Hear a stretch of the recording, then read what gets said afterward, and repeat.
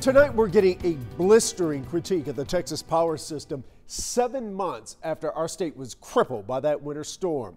A new report recommends an overhaul so it doesn't happen again.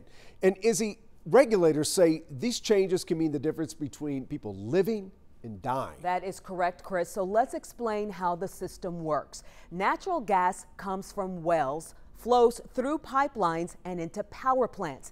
Then electricity goes from those power plants into your homes. Well, we've known that the winter storm knocked out power to the actual power plants.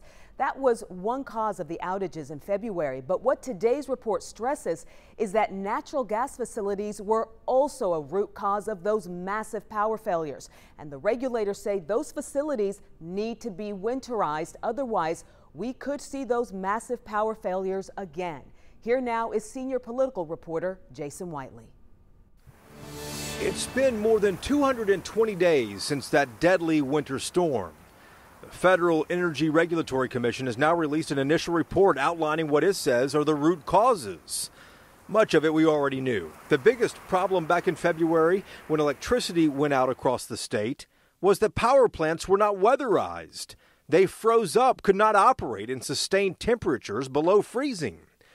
And the second main issue, limited fuel for those power plants. Many run on natural gas and it was in short supply. What was available either froze at the wellhead or in the pipeline.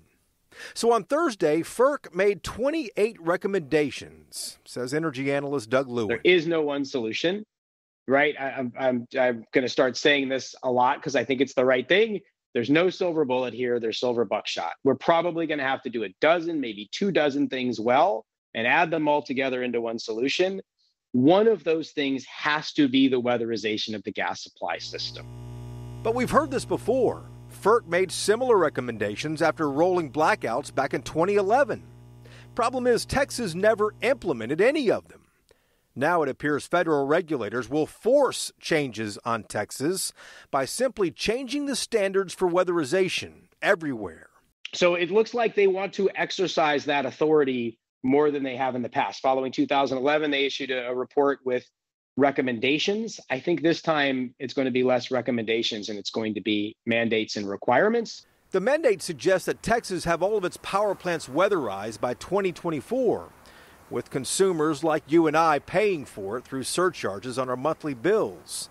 For now, though, these only remain recommendations until the final report is out in November. In Dallas, I'm Jason Whiteley.